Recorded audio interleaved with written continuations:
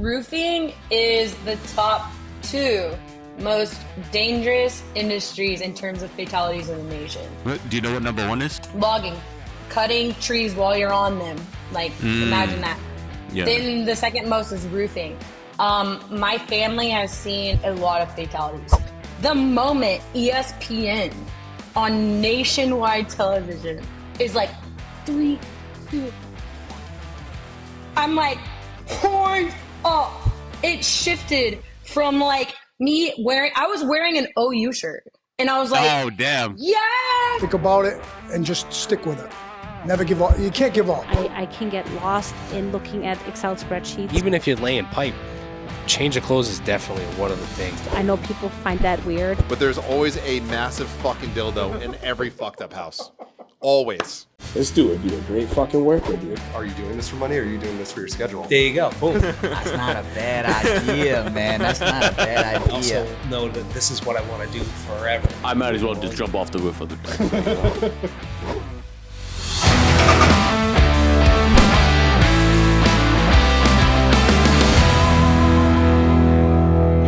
We are here. We are live at my house, and Alex isn't here today. I don't know what happened to him. I hope he's okay. He's not responding to my texts. He's not responding to my calls. He's not responding to Liv's calls either, which is fucking, pretty fucking wild. I hope he's okay. I hope he makes it like at least the second half, fucking. But knowing him, yeah, he's gonna be clutch in the fourth quarter, like shit like that. But Dread today is a Texas girl. She's from Oklahoma, but born and raised in Oklahoma, lives in Texas now. All right, before we actually get started, Liv, right? I got a serious important question. I know you don't like college football that much, like you're not into it.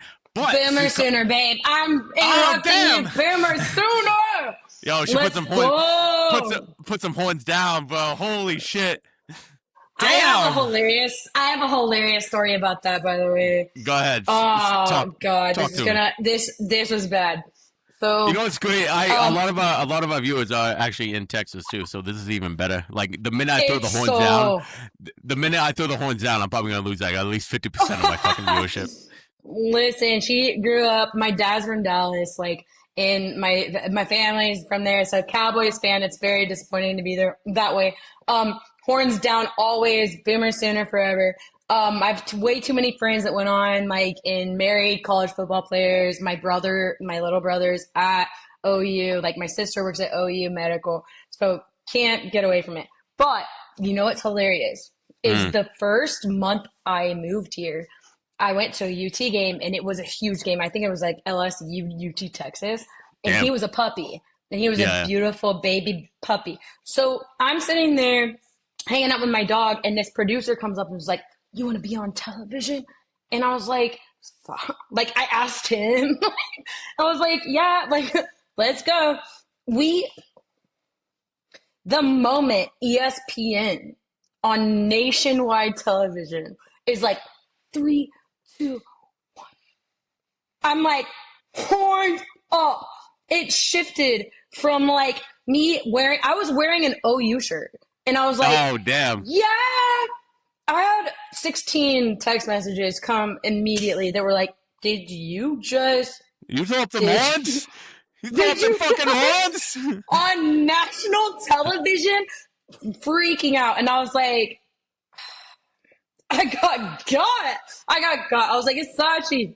Sachi. He's a UT fan. He's a child. Be nice. So that's what happened. So bad. Damn, never again, dude. though. Cannot bring myself to wear a burnt orange. Sorry. Yeah. No.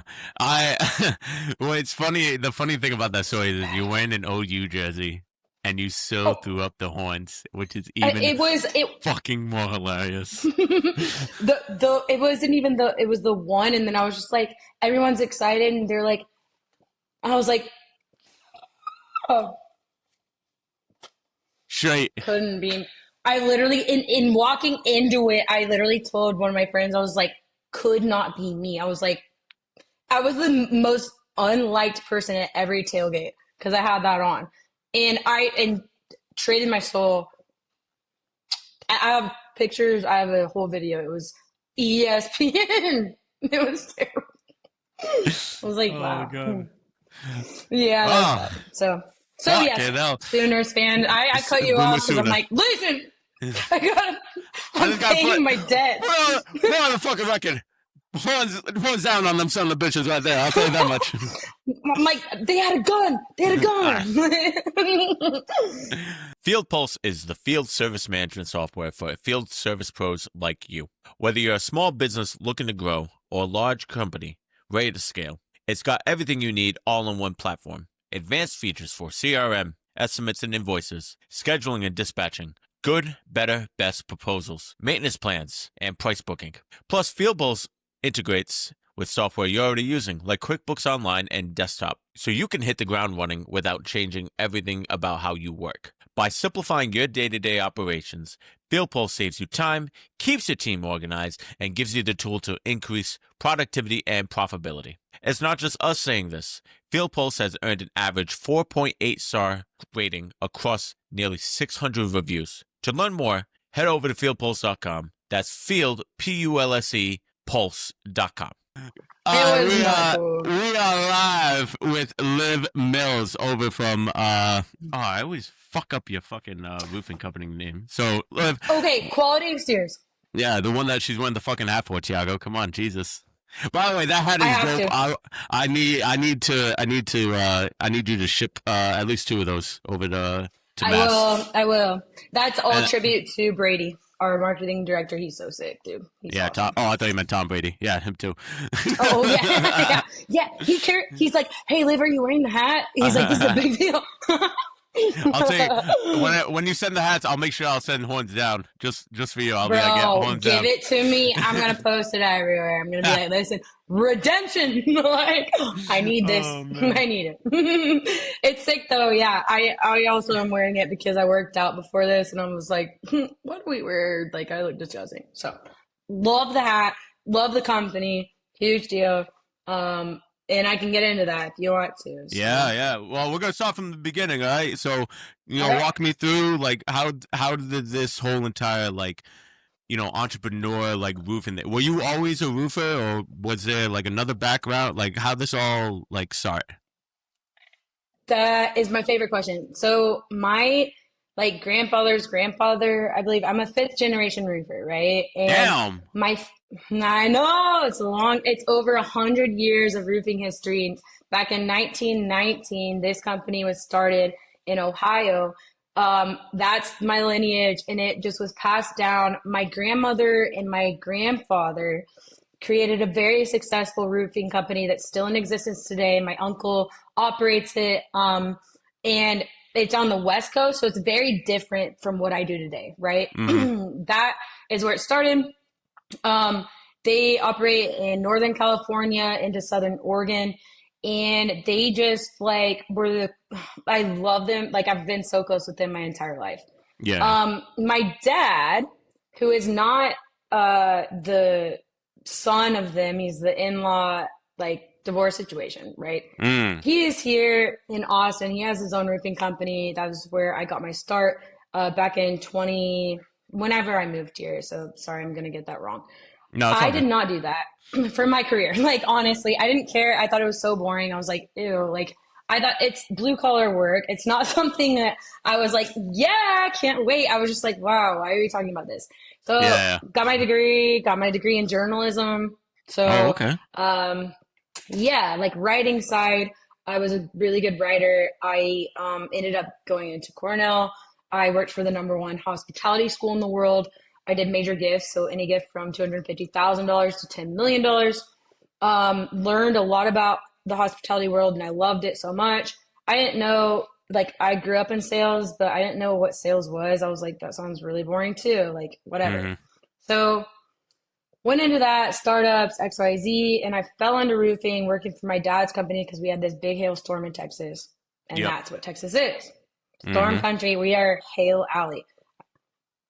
I grew up in Tornado Alley. So I naturally was really weird. Do you want to hear the story? Do you want me to tell the story? Yeah, tell it. Tell the story. Absolutely. It's weird. If you feel comfortable telling it, I'm not going to force you. Oh yeah. You know what I mean? Yeah, there's no there like this is just kind of weird, like, and it's something that I made me realize, like, women in the industry is something that I'm very passionate about. And I've become very passionate about the industry itself. But I was going through this just debacle with these people I was in business with. We had a huge hailstorm. My dad's like, we're going, let's go. It happened in our backyard. He puts a shirt on me, gives me 30 minutes of training. And so he has like 15, 16 sales reps that go out into this neighborhood to go knock on doors, be like, hey, like, let's set up inspections. I was such a brat. I was such a brat. I showed up so late, like in the evening almost of the day. They've been working all day long from like 7 a.m., like just capitalizing, whatever. I just like pick some notes and I'm like, all right, cool. Here's what's going on. And I have no idea what I'm talking about. And I'm like, hey, like, basically you had this whole thing happen. Do you want an inspection? So at the end of the day, I worked for 1 hour. These guys worked for call it like probably 16. all day. Yeah, 16 All hours day. maybe. All day. And they're just sweating. They all have been like working. And they think I'm the biggest brat because while my dad's talking, they think I'm texting. I was just taking notes on what he was saying. Mm-hmm. I come back.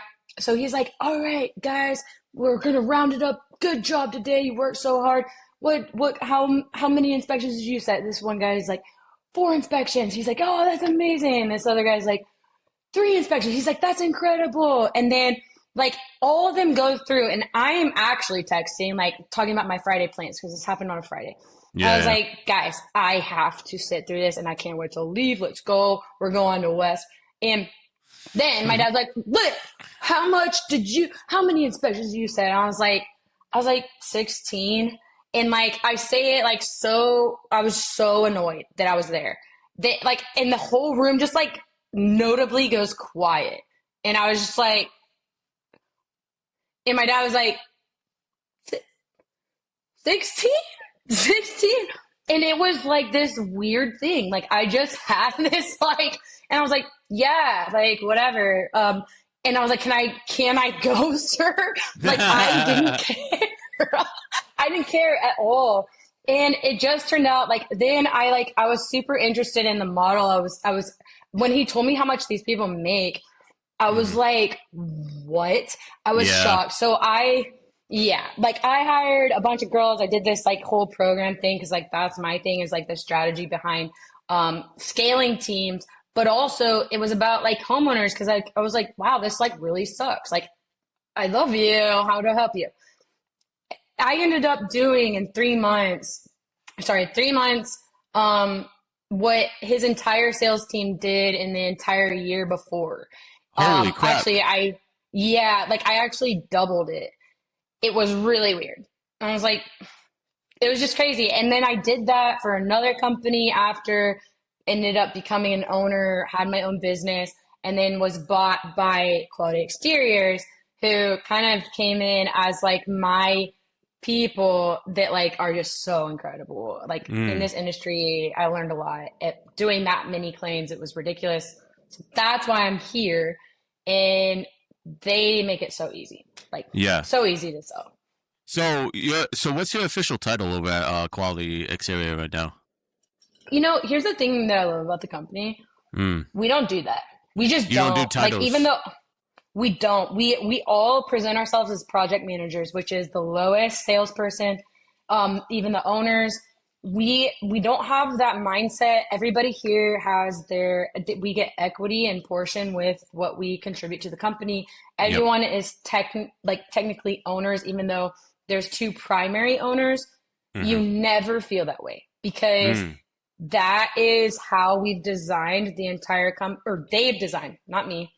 And it is so cool. I love it because we treat people, especially at first, like the lowest, like we just had a training class today.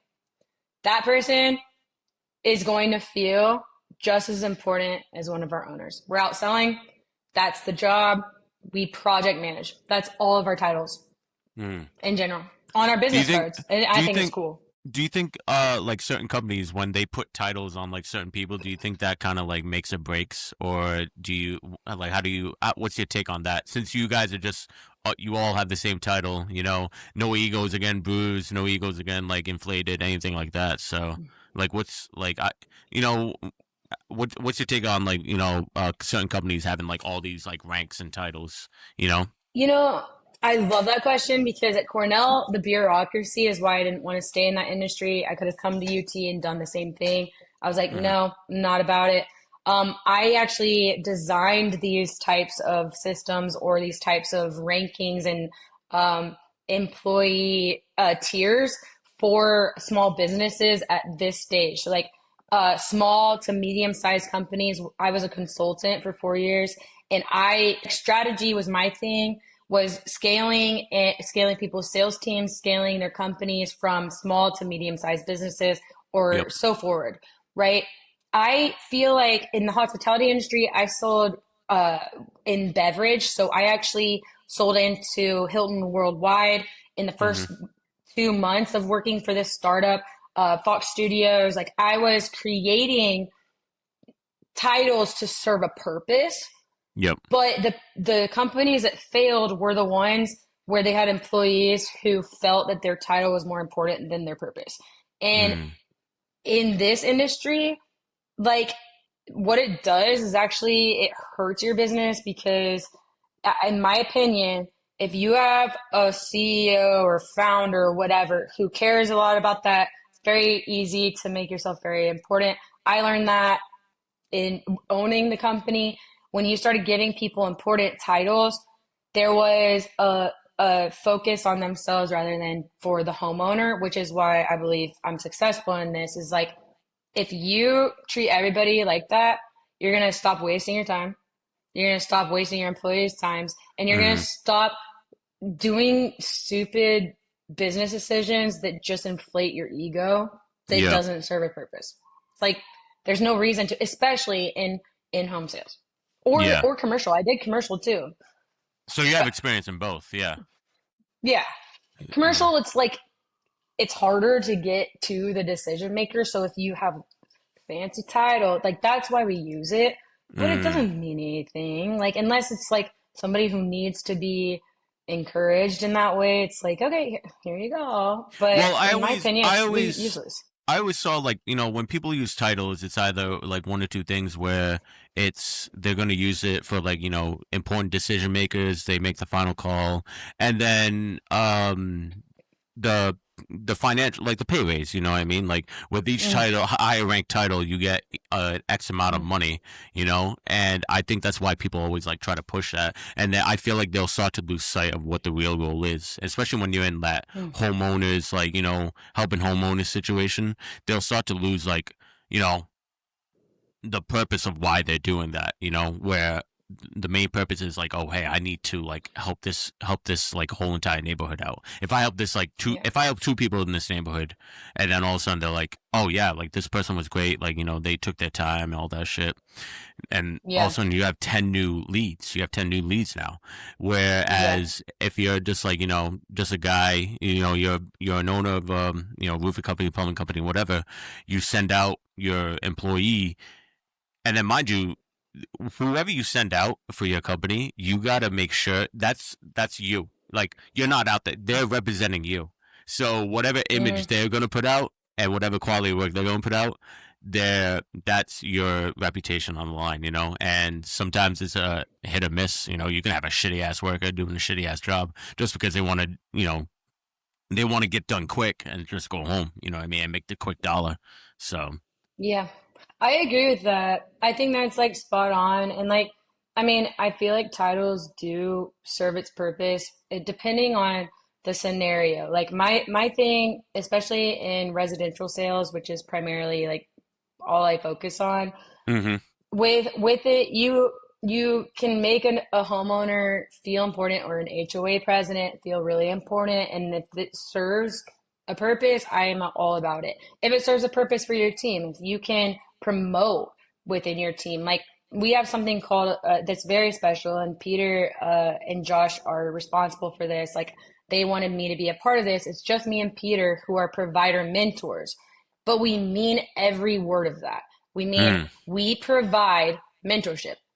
And if you are a seasoned rep who does amazing, but you are not somebody who provides mentorship, we're not going to call you that, because we don't want the people coming into this that could be incredible at it and talented and add to our company to think that it means nothing. It's just a title. Oh yeah, I sold this. No, you're just a salesperson. Like, you're good at what you do. That's it. We have some of our best salespeople who are project managers, and that's all they're going to be. They wanted me to be a branch owner, and for a lot of different reasons, I'm not. And currently, like, I don't want to open a new branch. That's just not where my focus is. But those titles, in my opinion, can be used to motivate your team or to validate a homeowner's importance. And if it doesn't serve those two purposes, what are you doing? Like, pay raises, that'd be sick if we weren't all 1099s. You know? Yeah. Like, yeah. Unless, like, you're on our back end team, you have everything that is in our company serves a purpose, and I love that. It's refreshing, because I had to deal with all that stuff, like, for a long time, and I wasn't a fan of it, like, at all. You have to earn it, in my opinion, and want 100%. it, like, and do it, like, earn it, so, want it, do it. Earn it. Put on a t-shirt. We're gonna make t-shirts like that. Earn it, right? Want it, do it. So were you always, like, behind the scenes, or were you actually, like, on roofs as well? Like, you were doing I'm both, on roofs right? every day. I'm on roofs every single day. Yeah, that's my favorite part of the whole job. I'm a psychopath about how I know. Like, I'm like, bro, listen, I am so weird. Like, you saw, you didn't record this. All right, like, some context for the audience at home.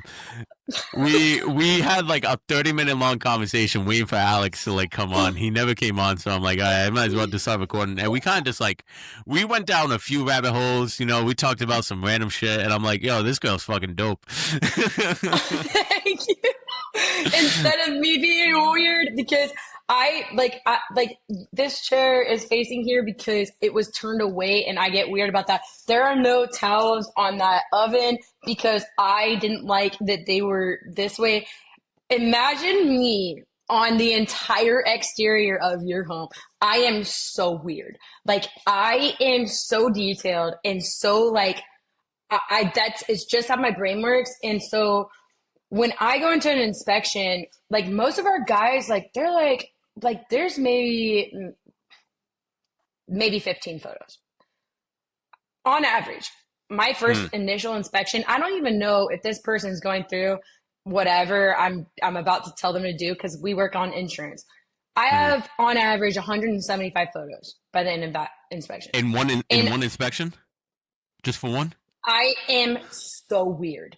Wow. Like, I could talk to every facet of that person's house on the exterior, and it is like, I love it. Like, and so I'll be like, I get so into the weeds on this stuff, but it also creates credibility, because they know by the end of that, this girl cares. And we're in Texas, it's like a contractor's in his truck and he's like, yep, looks like hail to me. Throws their, like, like, their business card, like, frisbees it to them. It's like, good, just when you call, like, I'm your guy. And it's like, I'm like, I am so weird that I'm like, I know I'm like, listen, this one brick is a little bit different. I think they ran out at this one point, but just one. And I'm weird about it. And it helps me in my job. Do you ever, like, you look on a roof and it's like, I don't know, because you deal with all types of roof, right? You deal with, like, all type. Do you ever do, like, the Tesla shingles or anything like that? Or is that not anything in your wheelhouse?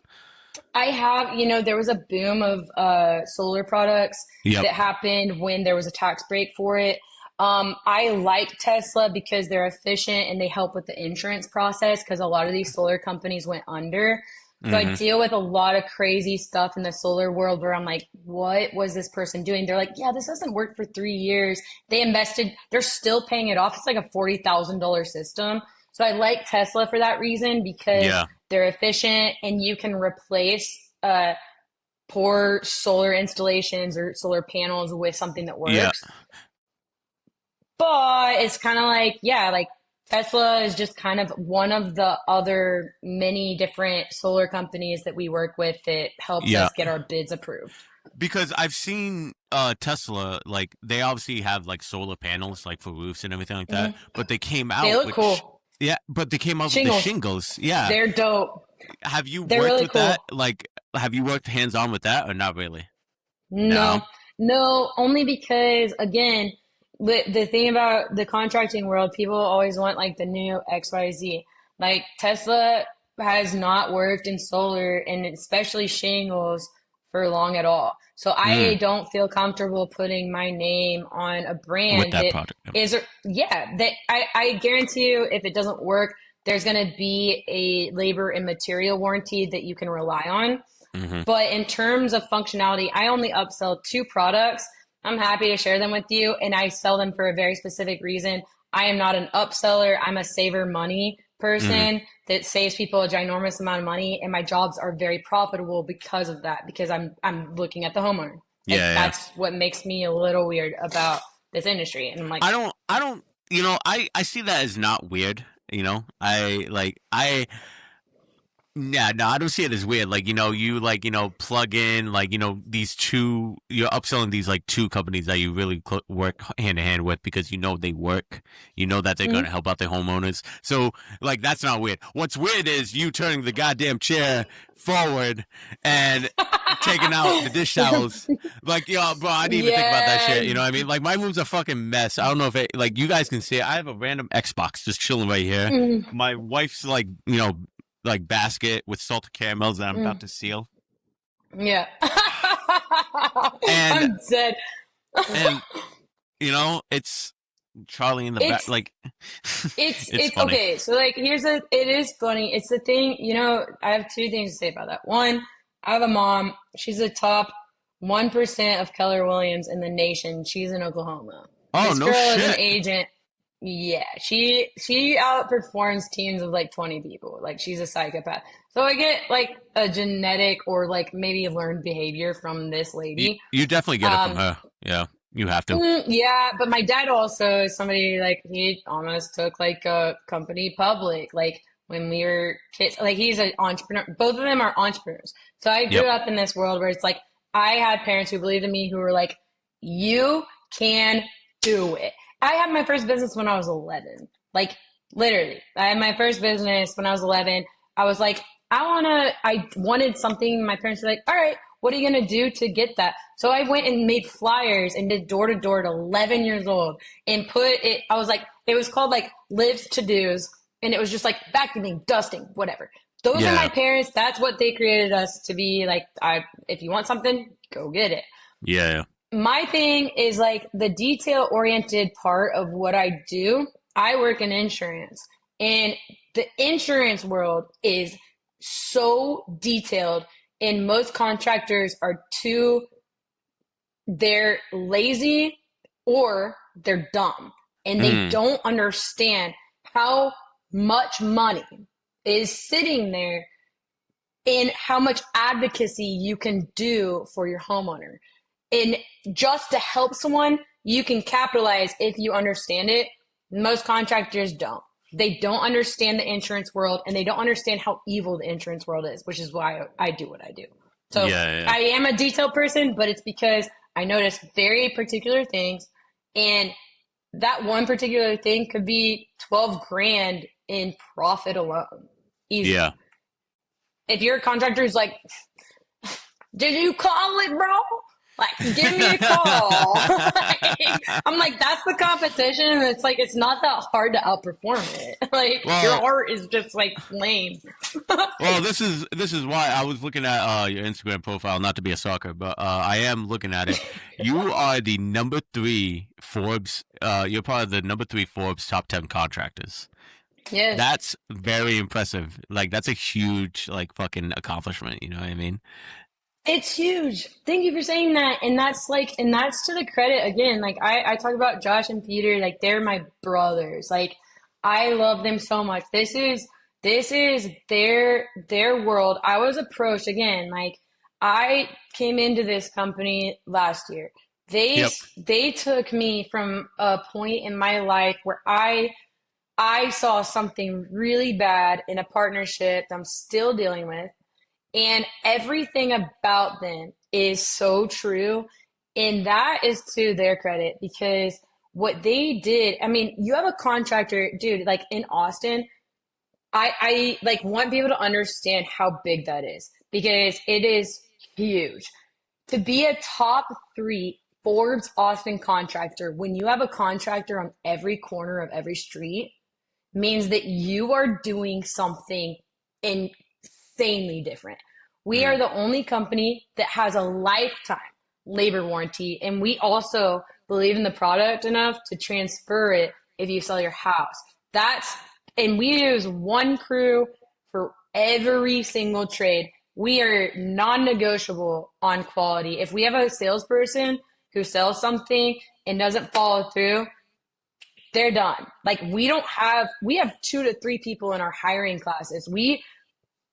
I can't tell you how many times I've been approached by a very large, reputable contractor in Austin on the streets, like literally in neighborhoods, who they're like, "Oh, you're out selling? You want a t-shirt? Like, what can I do to get you on my team?" I'm like, "You don't even know me." That's the difference between we're like the opposite, where we're like, we have 50 people coming in and we end up with 2. That's how you maintain that, because we're insane about our brand. And we're like, we're not letting you out. This provider mentors, like all of the things we have set up is like, we will not sacrifice that. Like, that's it. You guys really it. preach that like quality over like, like quantity. Like it doesn't matter. Like it doesn't matter how many like roofs you guys do in a year. Obviously you guys probably do a lot of roofs in a year, but you care so much more about, you care about the quality of the work you do, but the quality of your team, the quality of your branding, like that's like the biggest thing. And I feel like a lot of people lose like sight in that. You know what I mean? They do, because you can make money on it. Sorry, I didn't mean to cut you off. No, you're good. Go ahead. Go ahead. No. You said if you're what? I lost my train of thought because you were about to talk, and I'm like, let this girl cook. Let this girl cook. No, with no dish towels. Yeah, right, bro. No, I get excited about that in particular because I know these guys so well. They're so cool. When they approached me, one of the biggest things, I have my own company. I was dealing with some nutso behavior, and they like recruited me like crazy. Like we went to lunch, and Josh actually, when I was done with this whole thing, they were like, "What would it take?" And I was like, "Dude, I'm tired. I don't know. And I'm not a person that gives my word to someone unless I'm 100% in or 100% out on somebody." Yeah. Like, that's me. You're not on the fence. Oh, yeah. Yeah. Never. And what I said, I was like, you know what I'll start with is if you can give me 3 different sales reps, I want to talk to them and I want to know how your sales reps feel. This man took his phone and gave me his entire company directory. And he's like, you can call any single one of these people. And I did. And the things that were said about the internal is so just evident in what you see in the external. It was, I was sold. Like what I heard, what I have experienced was just sold on it. Then you have Peter, who's so dope, like where these people just prioritize their people. And like they told me from the very beginning, and I've seen it in every single thing that they do, they don't compromise on it. People first. It's people first. Like that is it. And they do it first with their employees. Then we say, do what you say what you mean, and world-class customer service. I have not seen one time where that has not like been the case ever. And what mattered to me, like again, my dad has a very successful roofing company here. I do not work for him. What mattered to me is that I could go in home and I knew for a fact that that person was going to get the best product, best service, and everything that I said to them was true. Easy. Done. Forbes. Top 3. and we're gonna make it there. Number one is on the way. Like, yeah. Do you see that? Do you see that happening in the near future? Like a couple years? What do you say? probably, honestly, like, that's, I mean, at the end of the day, we know these people. We're not, I've always been a huge fan of this. Before I even started in the industry, my dad started coining this, like, after he heard me say it to an HOA president. But, like, I've always said, I'm never one to push someone out, like, else down to lift myself up. Yep. We don't do that. Like, I love to see people in this industry succeed. I love to see more women in it. I love if someone's doing well, that doesn't make me feel like insecure. I'm doing well. Like, we love that. But there's a certain standard I feel like we're setting, and we're setting the bar higher and higher, that it's going to be really difficult for companies that are just volume. If that's where your mind's at, you're going to decrease your quality, and we're going to be right there because we're quality exteriors. Like, that sounds like a tagline. That's a big ass tagline. I am going to clip this. I'm going to clip this and I'm going to send it to you. I'm be like, yo, put this on quality roofing tape right now. Yeah, like, now they're going to, like, I'm like, all right, pay me sponsor me. Yeah. Sponsor me. I'm the new Jake from State Farm. Like, I'm like, listen, I need commercials, but true, I mean it. That, like, came genuinely from, like, my heart, because that is, like, all, like, I've told people consistently, even, like, with my dad experience, I am not a salesperson. I am fascinated by humans. I love people so much. I'm really weird. All my friends think I'm weird. I could make friends with a wall. But if I don't believe in something, I just don't believe in it. I won't say it. Like, they made it so easy for me to be who I am. Yeah. Which is like, hell yeah, let's go. It's pretty easy because some people will, like, you know, they'll, like, put on a mask and they'll, like, be the sales rep person. You know what I mean? Yeah. But then like outside of work, they're like, oh, fuck this. Like, but then once they put on the mask, they're like, oh, hi, how are you? Like, they put on that, like, you know, the voice. And I'm like, ugh, just be yourself. That's how you be successful. It's gross. It's true. And it's funny you say that. Like, I don't know if you want to talk about this, but I'm happy to. It's the last thing I tell to our sales reps, actually. I train our sales reps on a specific aspect of our sales cycle. And I leave them with a story that is probably 5 minutes. And so I don't want to get into it unless you want to hear it. But it's the heart of, like, what I believe matters is a person in this industry in particular. Yeah. So that's what I'm asking you, because this is your thing, dude. Like, you're a guest. You know, you talk about whatever you want to talk about. You want to talk about that story? We'll talk about that story.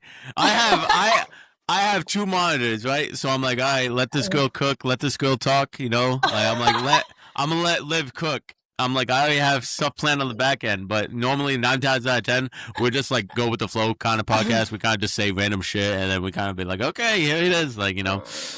But, as long as I have my lip gloss and nicotine, like, I'm like, all right, I'll just sit here and talk. Yeah. It's funny though, because it's so opposite of what I do. Because the first thing I tell salespeople, I'm like, stop talking. Let them talk. And I'm sitting here like, like, I'm a talker. Like, I lose my voice on a daily basis. No shit. But it's something I don't think I've shared a little bit about in this industry, and it's what I leave, like, our salespeople with. And I think it is the difference between you being another person that knocks on someone's door. You're uninvited, by the way. Yeah. You're at someone's most valuable, usually, investment of their entire life. And it is a catastrophe. In the way that roofers' eyes light up. I am not a storm chaser. I'm referral based entirely. So I don't find satisfaction or excitement necessarily on homeowners who are experiencing something awful that they didn't plan for. The roof is the most unexciting repair that you have in your life, like, on your house. It is the most like nobody pulls up to a roof and is like, sick roof. Oh, love that. Like, how was that repair? Nobody does that. Nobody wakes up thinking about the roof. And then think about this, like, not only that, it's the most expensive repair on your home. It's the most important repair on your home. And the amount of roofers that just show up like, I'm gonna throw you down, grab you, I got you, in my pocket is so insane to me, because I'm like, bro, can you take a step back and think about what this person is feeling? It's likely the first time this has ever happened. We live in Hale Alley. This person just had grapefruit size hail on their house. They like, your first question should be like, were you inside? Were you okay? Were you driving? Are you okay? This is terrifying. Like, this is not cool. This is not a fun experience. If you don't have that understanding, that pisses me off. But the thing that I tell the sales group after I teach them how to do this whole thing is that I walk into a door with the same exact thing in mind every single time. And it is a personal check, because the second storm I ever worked was a storm in Tulsa, Oklahoma. I had a friend, this is where this business partnership came from, and my grandma lived there. And this is the icon of icons in roofing. Like, her whole life was that with my grandpa. Yep. And she had just broken her pelvis and lost her husband in the span of 4 months. Jeez. And what an honor to me to be able to help my grandma through a claims process and make something less stressful than it already was. I cared so much about her job. I cared so much about helping her through the process, helping her feel at ease about something in her life that did not need to be a concern. I cared so much that it like deeply impacted me, that I made a promise to myself where I was like, listen, I'm never going into someone's home and if I wouldn't do it with that person, if I wouldn't do that with my grandma in that state of her life, I'm not doing it. That's my promise to me. And I have a mental check. I don't care how many doors I've knocked. That is my mental check.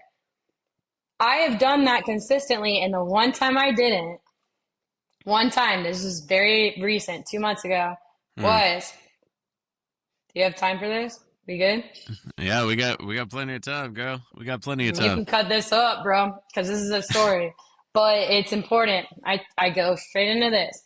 Like, the one time I didn't, I was the busiest I've ever been. I was operating off of 45 referrals, 45 claims in a month. It was nuts. It was bonkers. And like, that's 1%, actually 0.05% of what we do in Texas. It was bonkers. I went into this person's house. It was a referral of a referral, my most important referral source.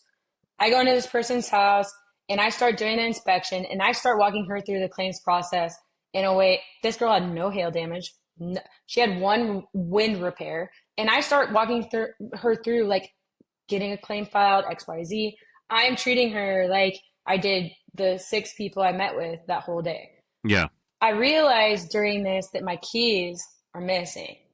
And this girl is so kind and starts helping me walk around her whole property trying to find the keys. And I'm sitting there trying to tell her to file a claim when it has no benefit to her at all. 0 cents. Like, it makes no sense for me to tell her this, but I'm walking through the motions. I just did, and I just wasn't thinking about her like that.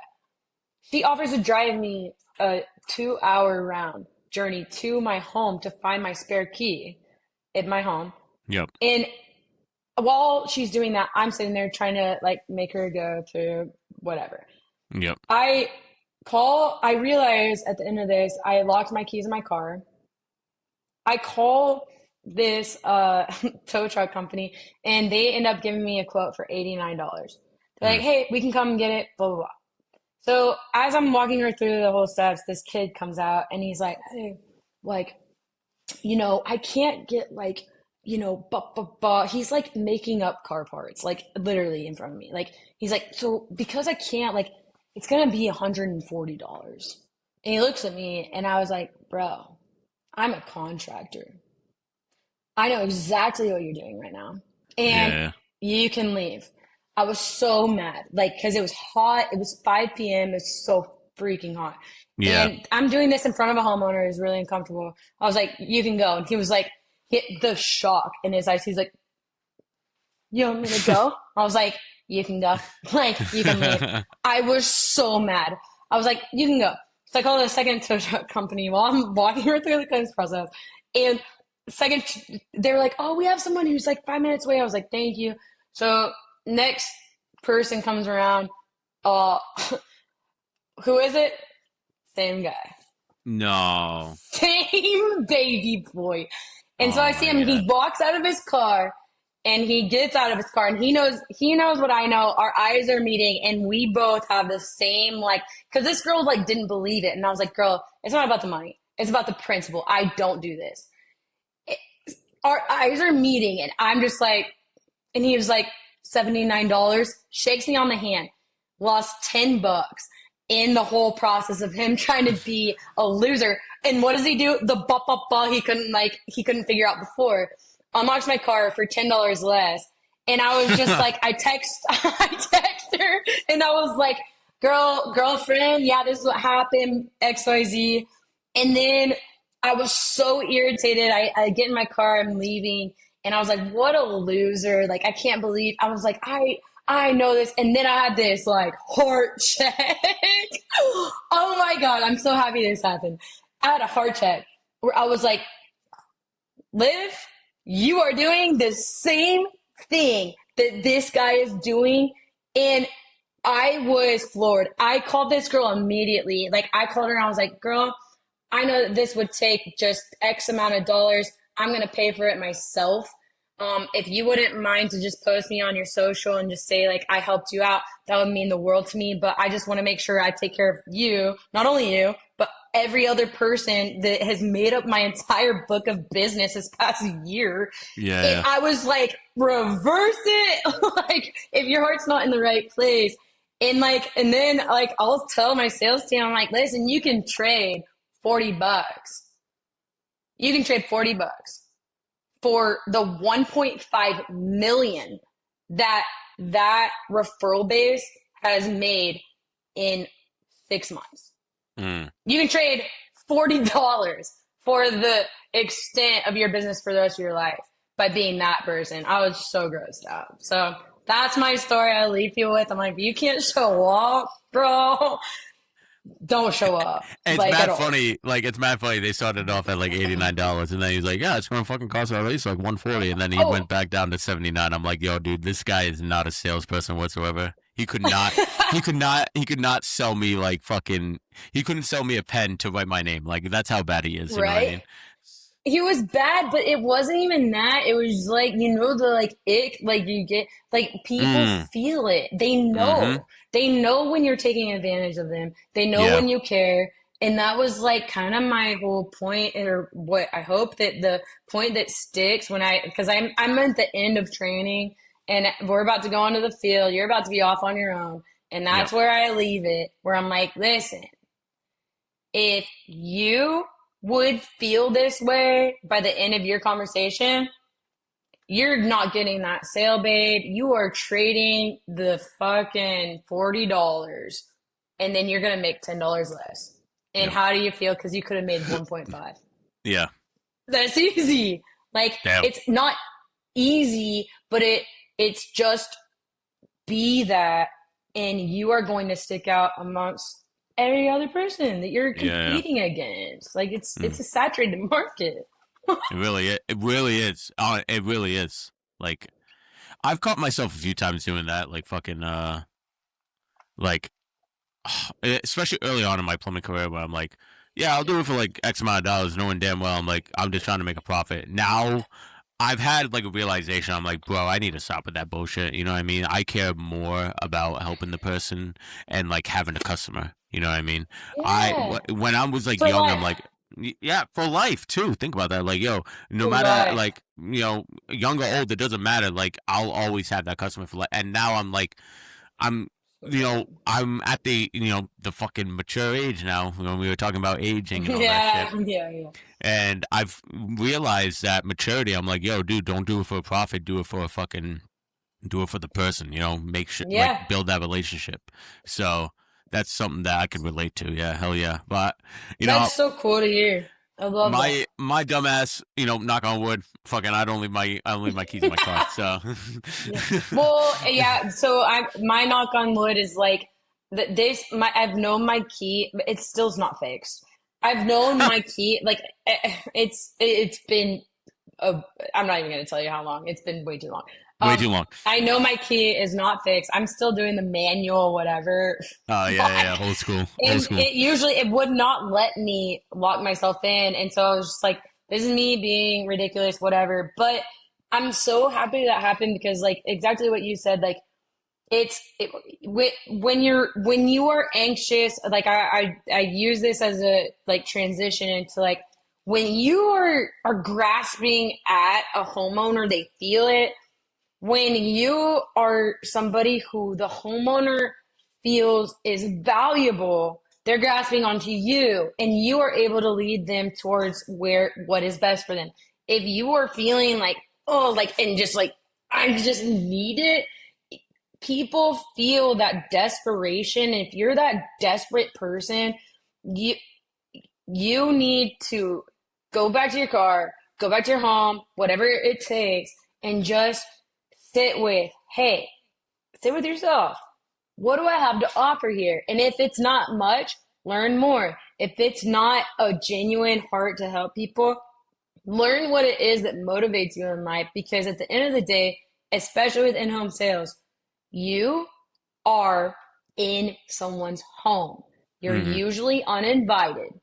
And if you make someone feel like you aren't invited and you make them feel like they're being pushed out of their home by how you act towards them and how you treat them, you're not going to be there for long, and you're not definitely going to be the person that puts the most important protective layer of their house on their house. It's just not going to happen.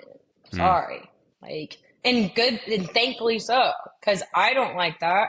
I don't like seeing it in the industry. I've seen so many top 5 roofers.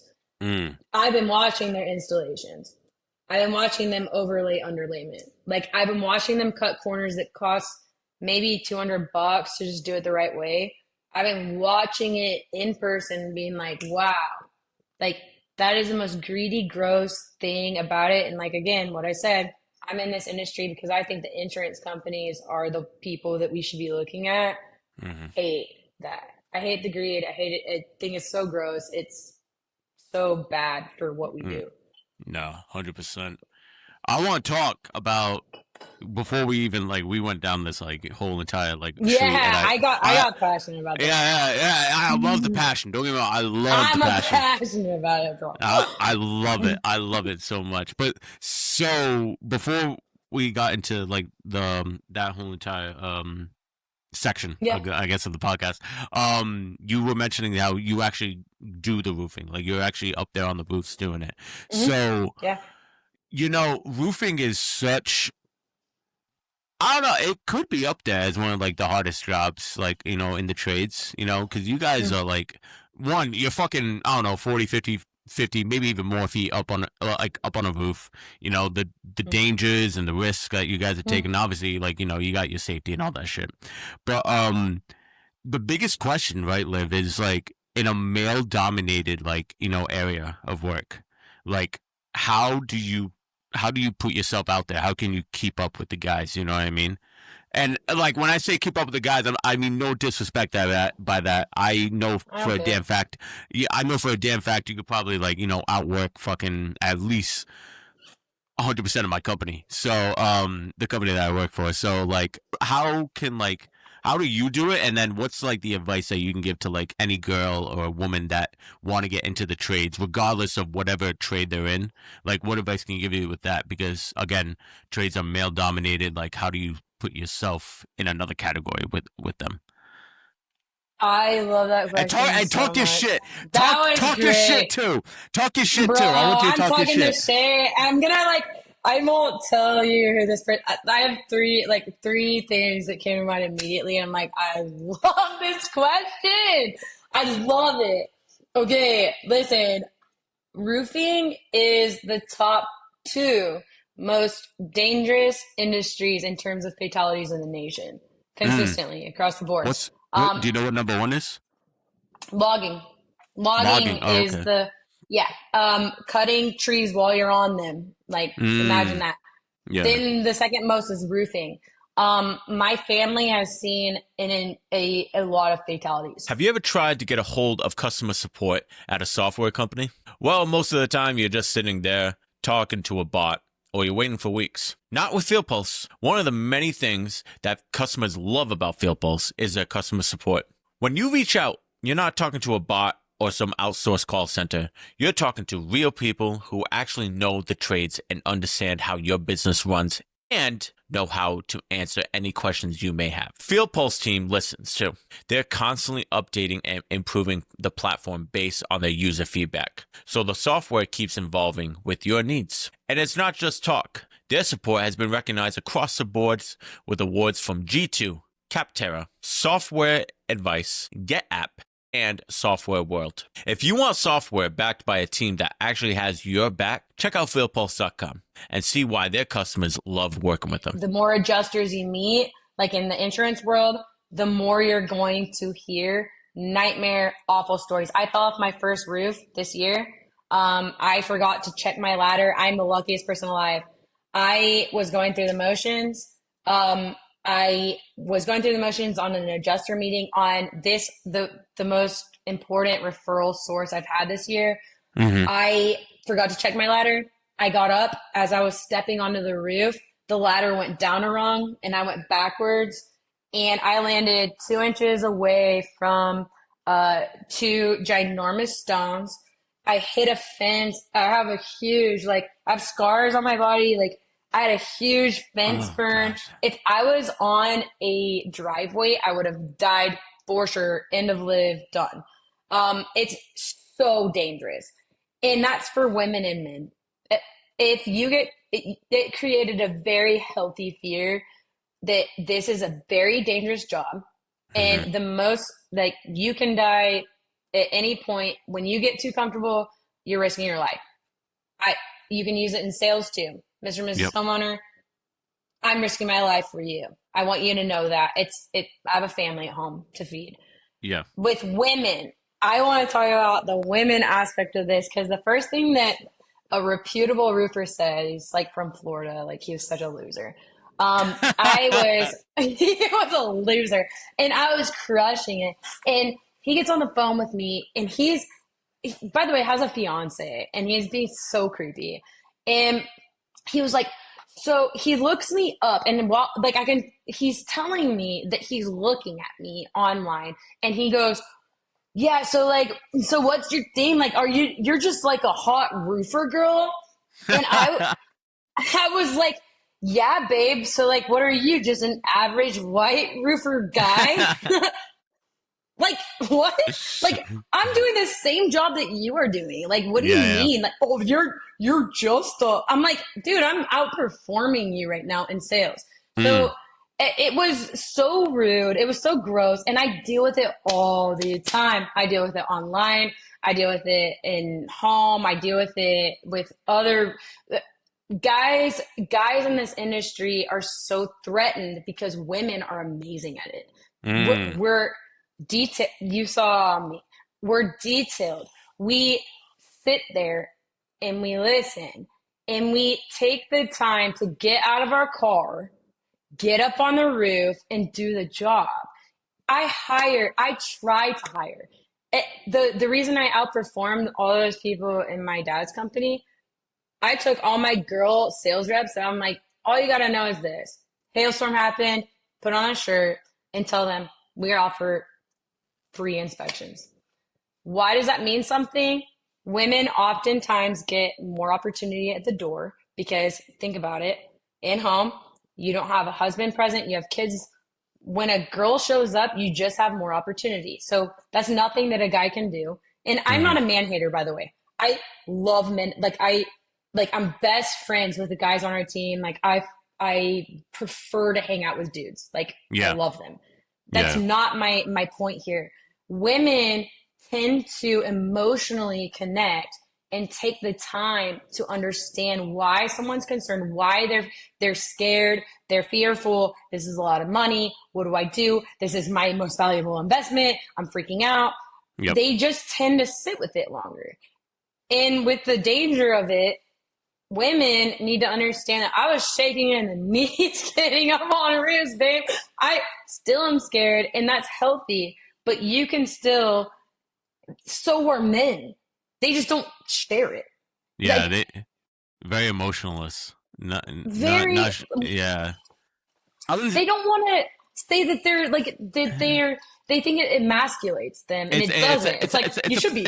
No, it's a pride thing. I'm not. I'll admit to it. Like, you know, like there'll be times where like I don't be like, yo, guys, I'm fucking scared. Like, you know, I can't say that shit because they're gonna be like, yo, you're a fucking pussy. You know, You're like a loser. yeah. Whatever. But it's like you said, healthy fear. Like me and heights, I hate heights. You know, I fucking hate heights. I'm the same way. I'm shaking up on that fucking ladder. Like, but it's a healthy fear, and I'm slowly getting better at it.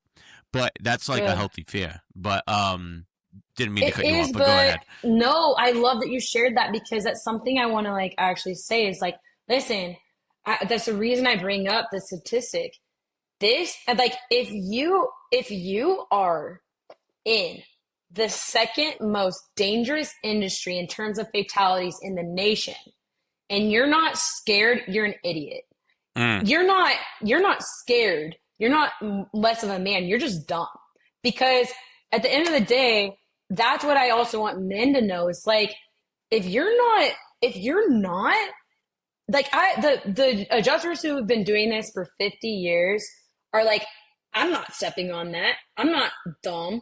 And like, that's it. It's an intelligence thing. We're not talking about male, female, masculinity, whatever. Like, we're talking about, do you have a brain? This is really dangerous. And I say that like to any new hire. I'm like, listen, I've been on pitches or whatever that an adjuster is like, oh, like, it's not that big of a deal. Because the adjuster's trying to do what adjusters do. And I'm like, bro, I don't feel comfortable. If I've been drinking the day before and I'm shaking because I'm like, like I'm hungover, or I've had too much caffeine. I'm like, ooh, like this, it's not smart for me to risk my life right now. That, like, do you go up to a shark and look at a male and a female and be like, let's go hang out with the shark? Like, are you scared? Oh, it's like, duh, be scared. It's gonna kill you. Like, why are we treating this differently? It's like your level of risk is higher than if you were to literally go up to a shark in person and be like, what's up, babe? Blood flowing. Like, who's more scared? It's like, okay, do you want to end your life that way on a, like, sorry, like for the podcast, like a measuring contest? Like, is that how you want to go? Like a sick measuring contest. Yeah. It's ridiculous. It's just like, hey, it's dangerous. And like, you're not being more manly. You're being dumber than the average human being. We're not talking about men, women. Like, be smart. Yeah. Be smart. Yeah. If you don't feel comfortable, don't get on a roof. It's not worth your life. There's not a commission in the world. I'm not hating on the guy population because I am one. But me neither. I feel it's I'm not hating on him. No. And I you know, whoever watches this, like, yo, dude, I'm not trashing on, you know, bro code for life, like, you know, whatever. But I just feel like guys, like, they're just like, guys are very competitive, you know what I mean? So they're like, oh, I can't show fear, can't show that I can't do this, you know what I mean? You know, I get that. And when people like start to get like, oh shit, like, you know, I feel like guys get a little bit like intimidated when you have a trade, like a woman in the trades. I saw, like, yo, dude, think about it, like fucking in plumbing. In my lifetime in plumbing, I've seen like as many trades plumbers in my hand. I've seen maybe 4 or 5 girl plumbers, and every single time I've seen it, they outwork every single guy. I think mainly because they have a point to prove. They really do, because again, male dominated point, like, you know, they're like, oh, you know, this girl can't, you know, she can't do this, she can't do that, where in all reality she could do that tenfold and then some, you know what I mean? So I feel like I love that you share that too, because I feel like the difference in like what we're doing right now, this is so cool. Like, and it's cool of you to be a guy in that world and include women because I'm not a girl's girl at the exclusion of men because I think both women and men can actuate and be the exact person that I'm talking about. Yeah. What I love to see is because women make up I think it's 0.3 if not 0.3% of the entire roofing industry. And I think that's so sad. And I feel like guys are intimidated because women do very well in it. And I encourage both men and women to be like, I am partners with my guys. Like, they know I'm the worst person to put on a tarp. Like, I stopped. I was just like, guys, I'm not, the hammer is not my friend. I'm terrible at that. But what's different in that regard is I can tell guys, hey, girls, I feel like feel comfortable saying, I don't feel comfortable getting on a roof. Whereas men are like so intimidated by saying, hey, like I feel scared about getting on a roof and just being collaborators on things that like we could better an industry.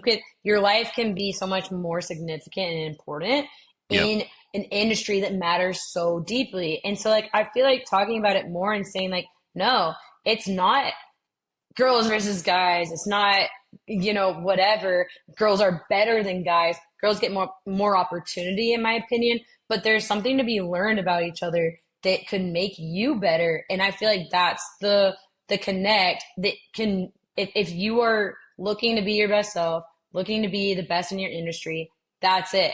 If you can stop being intimidated by people who are better at whatever it is than you can be that much better and also give credit to people who are doing great. Yeah. And I feel like that's a security issue, not a men versus women. So I'm like, listen, when it comes to riffing, getting on roofs is very dangerous if you're human.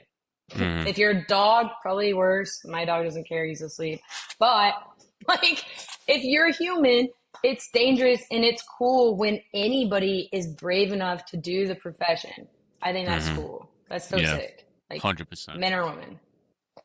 So, one I guess like the biggest thing, right, is like if like let's say if because we talked about like vocational school, trade schools, whatever. Somebody from high school, like a young woman from high school, came up to like your company and was like, "Hey, I want to join." What's like that one single piece of advice that you can give them to like kind of give them that jump start? The insurance world is changing, so that's huge. In Texas, it depends where you're at, but here's on the trade side, what I think is really cool and what I'm actually going for right now. On the commercial side, there is a ginormous gap between commercial installers and businesses and the educational piece that you need on the code items. Yep. There is a ginormous space, and especially if you're a detailed-oriented person or someone who has entrepreneurial just inspiration, public adjustment, appraisers, houses, and commercial. And then I actually am studying to get my commercial license right now. And that is a huge space in Texas and in most states because there's a huge gap right now between residential installers that are creating commercial deals and the licensings that you need in order to be up to city code. Yep. So if you're looking for a trade and to make money, you're going to make a fortune if you can educationally bridge that gap. If you can license yourself in something that is the bridge in the gap, there's also a really cool field that I would suggest. I'm going into it. That is huge. I need to look this up, but there is I forget what it's called, and I'm so sorry. Maybe you might know. but it's between the public adjusters that are the third party between the insurance companies and the contractor and what's happening with the homeowner that work on behalf of the public. Well, I think they call them like something like field adversaries or something like that, where referees. That's what they call them. Referees? Yes, essentially, because the public adjusters still aren't technically a third party. They're still making money off the claim. They call them these referees, where they are educated to the extent that they don't even, I believe, have to be licensed, where they can go into a roofing field and say, essentially, hey, here's what's going on. And they advocate on behalf of the homeowner who's at that extent between the insurance company, contractor. Did you learn it? No. Umpire. That's what it's called. Jesus okay, Christ, you just remind me. Field Umpire. refs, umpires. We're going through every single fucking I called it referee because right I was thinking basketball, but they're called umpires. They are essentially the last step between even an engineer that's hired by the insurance company, engineer that's hired by the roofing company.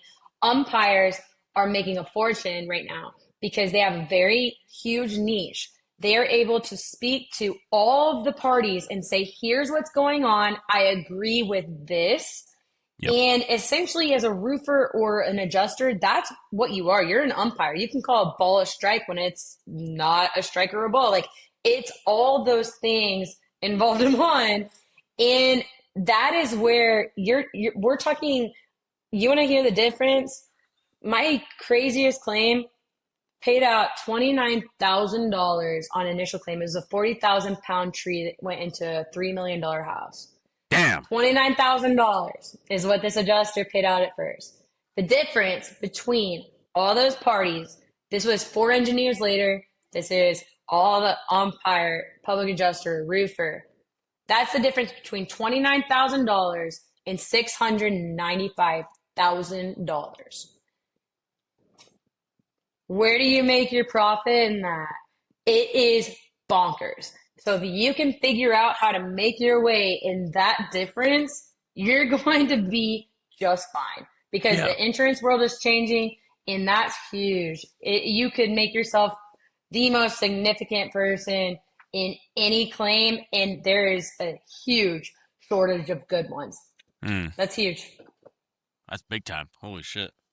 Oh, it's giant. Not only in public adjustment did that person supplements wise, they took 10% of that. 10%.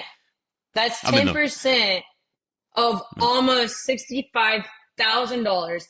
Then on top of that, the engineers and the appraiser took, I think, easily $5,000 just agreeing with all the work that already was done.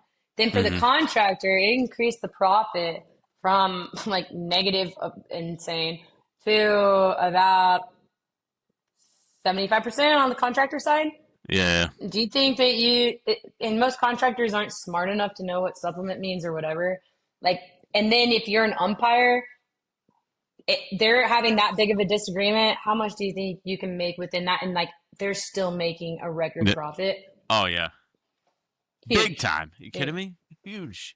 It's ginormous. And you're working, most of them are working given 60 of those per 6 months. Yeah. They're making a fortune. I'm in the wrong trade. Make your money, babe. Yeah. I'm in the wrong fucking trade. You're not.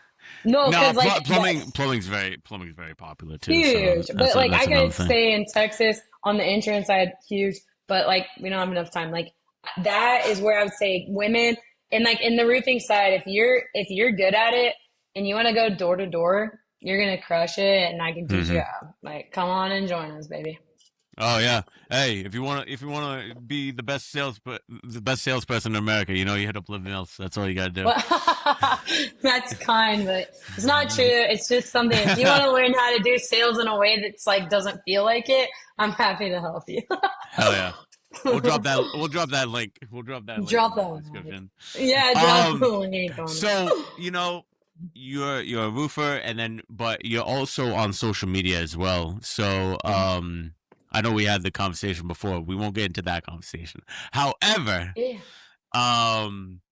know, being like having a company, whether regardless if it's roofing, plumbing, HVAC, doesn't matter. Having a company, being on social media, how important is that for your company? It like should more like I feel like the tide's turning now with like the younger generation of business owners and entrepreneurs. They just show their face and they show their work. How important is it, right, for companies to like do that? And if they're not doing it, like like how. Why, like, if they're not doing it, then what's like the single most like at least fact or stat or fucking advice that you can give them, being like, hey, like, motherfucker, put your face in front of the camera, you're gonna get some leads, you know what I mean? So Yeah, that's such a good question. Okay, can I ask you a question? Like, go ask me, because I like it when people ask me questions. That's why. I have one for you, and then I also have a logistics question.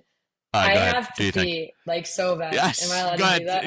Okay. Take five. Okay, give me like 1 second, and then I have a question for you, and then then I have an answer to what you said, because like I want to hear from you, because is something. Yeah, thank you. I got you, fam. Go ahead. Do your thing. Thanks, man.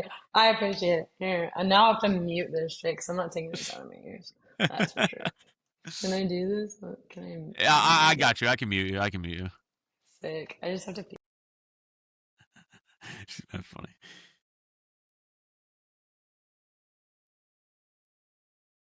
Also, guys, I want to say thank you for watching so far. This has been a really fun episode. If you are watching, please like, comment, subscribe to our YouTube channel, and we're also on Spotify. So I'm sorry. Yo, I don't know if anybody can see it, but look at the dog, Versace. Oh, that's mad funny, yo. Yeah, check us out. We're on Spotify, YouTube, iHeartRadio, Amazon Music, Apple Podcasts as well. We're on those big 5 top brands. Yeah, check us out. Give us a like. Make sure you follow. I would really appreciate the support. Alex would also really appreciate the support as well. Alex, I know you're going to be listening to this, man. I love you so much. You're my brother, and I love you so much, man. Thanks for everything. You know what I mean? You're the dog. And this will be a short break until Liv gets back.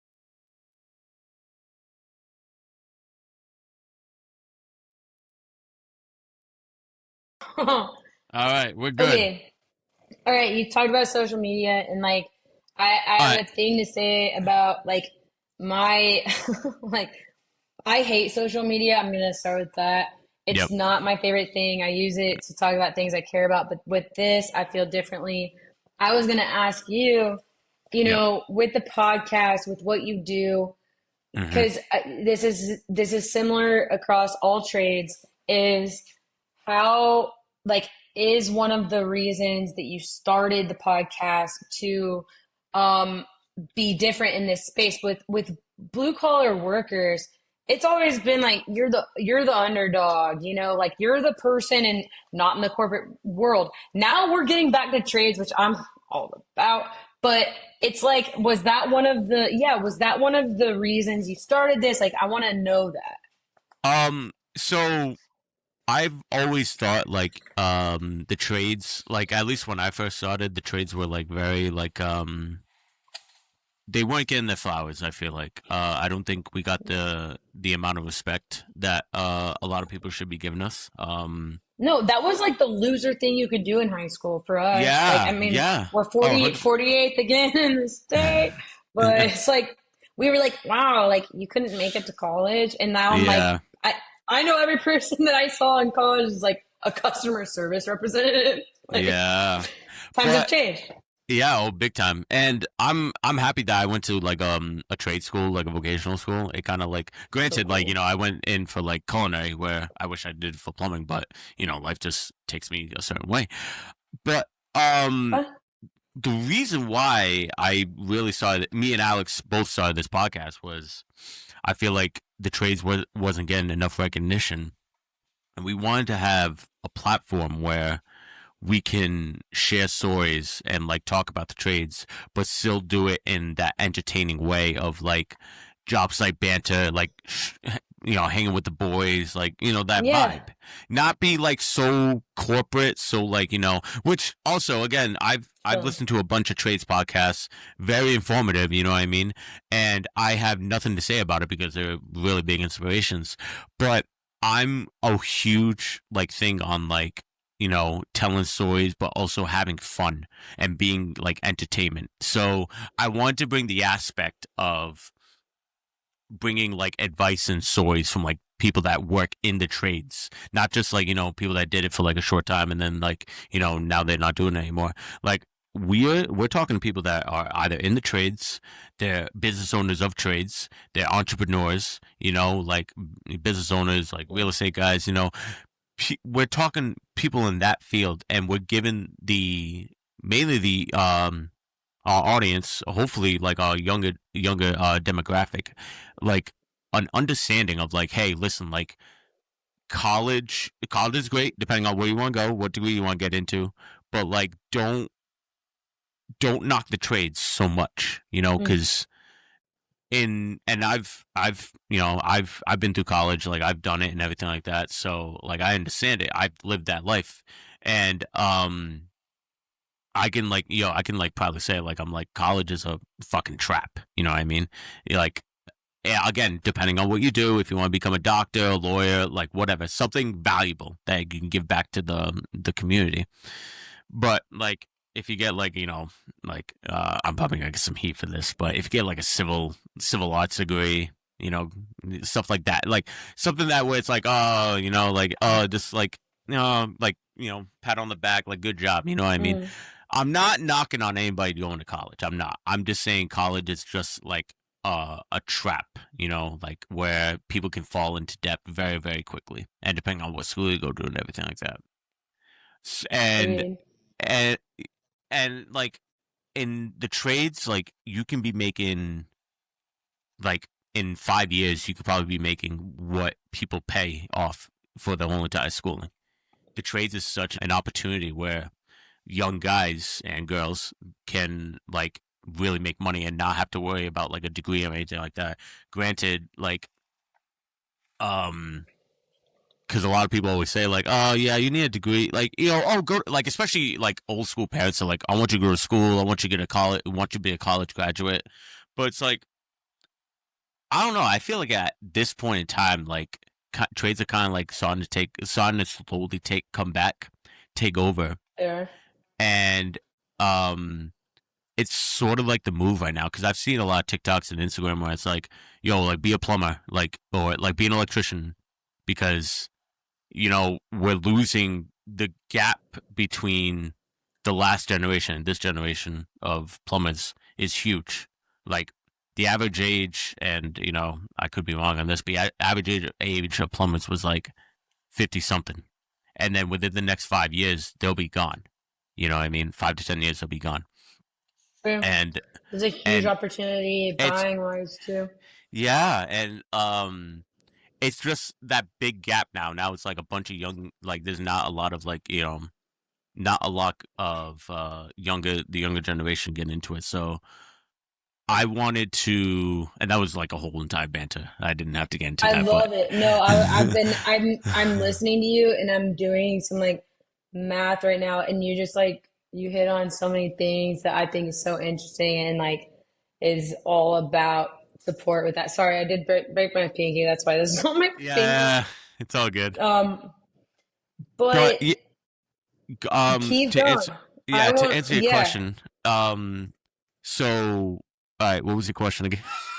I lost my own thoughts. Essentially, like we were talking about how this whole thing started and what you're Yep. passionate about and Mhm. why it's relevant to our job market, to the transition Yep. in our culture's historically college focused Yep. mindset. And I agree with it so much. And I have some things I really care about it, especially in trades. And like, again, like I was married to the number one lawyer in the nation. Like this guy is like the first like Mhm. Supreme Court clerk in Cornell's 60-year history and Yeah. was making a ginormous amount of money. But it's it's so funny to me because we talk about this in roofing Mhm. where I spend maybe 10 hours with the homeowner and there's a 16K commission on that. Yep. And you divide that by 10 and I'm making twice as much as a surgeon in a trade and have the luxury to live my life and live your life for your life rather than your work, which is what our corporate America promotes. And something that you're talking about in terms of trades and like we've gotten back there, we're being replaced by AI, blah, blah, blah. Like, Yep. and what you're talking about is like educating people to have something meaningful that they work on. And Yep. I think that's so sick. Like this guy, I'm like talking about, I did talk about my divorce, and that's not why I'm talking about it. I'm talking about lawyers, doctors, whatever. I'm like, those people would be fortunate to be making per hour what a roofer would make. And it's historically been like looked down upon and like, oh, you made it out of high school, good job. It's like, Yep. hey, you made it through $200,000 in debt. Like, good luck paying that off. Yep. Like, you know what I mean? 100%. Like, that's cool. I love that. That's so sick. Yeah. Like, you're promoting that. That's so cool. And I love like that. I'm really like I don't want to call myself an advocate or anything like that, but I'm just a big supporter of the younger generation going into trades. You know, regardless if you go to a vocational school or a trade school or not, like I want you to understand like, oh hey, like, you know, whoever says like this, you know, like the biggest thing was like my father told me was like, give the same respect that you give a doctor, give the same respect you give a doctor, give the same respect to a janitor. You know what I mean? Love Give the that. same respect. Same. It does not like it does not matter what their title is, you know. They're a human being at the end of the day and they're doing a job for you. So like that's why I give so much respect for any trades person, you know, like tradesman, tradeswoman. I give any respect for, you know, them going out every day working for a living, but also like, you know, working with their like, you know, working with their hands and all that shit, but like working for a living and then like feeling good about it. You know what I mean? And it's Yeah. it's hard for some people to wake up at 4 or 5 o'clock in the morning and work and you can work 10-hour days, 12-hour days, 16-hour days. And like, you know, you come home, you can like, you know, say hi to your family. You come home, going home to your family is like one of the best rewards I feel like for a tradesman. You know what I mean? Because you brought it up, roofing, second dangerous job in America. You know, you get the opportunity to go home to your family. It's like, that's a reward. That's a reward for me, you know. Granted, like I'm a plumber, like, you know, job site, you know, accidents can happen on a job site, so anything can happen on a job site. I'm so like grateful and I feel rewarded that I get to go home at the end of the day, you know. So, but So cool, dude. And like, you asked me a question before, I'll respond to it, but what you just said, like again, my grandpa and my grandma, like they scaled this company. There's people retired with 20 mil, like in the bank. They never graduated college, like that. They worked their life and built something with those types of people. And like even my uncle, like, you know, my uncle's a billionaire because he started creating cell phone towers, basically towers before cell phones existed. Now he owns every single cell phone tower in California, the AT&T, Verizon, T-Mobile, XYZ, and literally climbed trees to figure out where it was going to go. And this person's a billionaire off of it. And I feel like there's things that our culture tells us and like that our work world tells us and whatever is important. It's like education that's standardized could be important, but your life is your life. When you're gone, bro. What you make of it and the people that are surrounded around it and that you come home to, like you said, is it. Whatever you do. Like, if you can't do that, if all you're done, like, at the end of the day is you get home before your family is, like, or you get home after they're asleep, you leave before they're awake, you miss out on the whole point, and I think that's sick. I love why you started this. It's so cool. Yeah. I love it. I'm I have a strong feeling, like I'm a big gut feeling guy. I have the biggest gut feeling that my message is getting across. Granted, like, I don't have like thousands of followers on Instagram or TikTok yet. Go follow. That's cool. I'm gonna shout it out, that's for sure. Small plug. But I know that I have a meaningful message, and I know that my message is getting across because I remember I was taking Charlie for a walk one day, and it was in my city. Like, literally did not think twice of it. I had these two guys come up to me and be like, "Are you Tiago?" I'm like, "Oh fuck!" So I'm like, I got a little bit nervous. I got nervous. I'm like, "Oh fuck!" I'm like, "I don't know you guys. Like, what's happening?" And they're like, "Oh man, like you're the host of the Too Legit podcast." I'm like, "Oh, that's okay, cool." Sick, yeah, I'm like, sense of relief. I'm like, "Whew, okay, cool." And they were like, "Oh man, we love it, man. We love They were like, I love that you're fucking like entertaining, like, because when Alex is here, Alex brings that like philosophical, like, smart thinking. I'm just like a mouthpiece. I'll say whatever the fuck comes out of my mouth, and I don't give a fuck. Like that's just my personality. You know what I mean? So it's like I can't. But they're like, "Oh man, like I love your podcast. Keep on doing what you're doing." I'm like, dude, like these two random dudes I never met in my life. I'm like, I love that. Yeah, that's pretty funny. That is cool. So. I mean, that's cool. And like too, like just to like finish with like what I was answering originally, like the power of social media, the things. Yep. I didn't have any followers. I had 200 followers back in March. Like it's grown. Like, wait, let me see. Sorry. Let's get the official number. 2,281 followers since March. And here's what I had: a very smart marketing person who just like thought I was really weird, and I am. Who was like, I'm not gonna lie, weird girl.